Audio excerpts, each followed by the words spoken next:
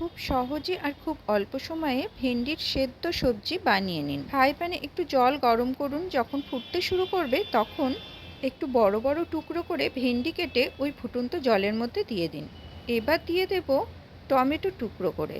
একটা মাঝারি মাপের টমেটো একটু বড় বড় টুকরো করে কেটে দিয়ে দিয়েছি। এবার দিয়ে দেব 1 চামচ সাদা তেল। এই রেসিপিটি রোজকার ডায়েট চার্টে আপনারা অ্যাড করে নিতে পারেন। নেক্সট যেটা দেব সেটা হলো স্বাদমতো নুন। সব কিছু একসাথে নাড়াচাড়া করে মিশিয়ে নিয়ে একটু ফুটতে দেব। এবার 2 চামচ ভাজা মশলা দিয়ে দিলাম। ওই ভাজা মশলার মধ্যে রয়েছে গোটা জিরে, ধনে, তেজপাতা আর গরম মশলা। এই সব মশলা একসাথে তেল ছাড়া একটু ভেজে মিক্সিতে গুঁড়ো করে আগেই আমি রেখে দিয়েছিলাম।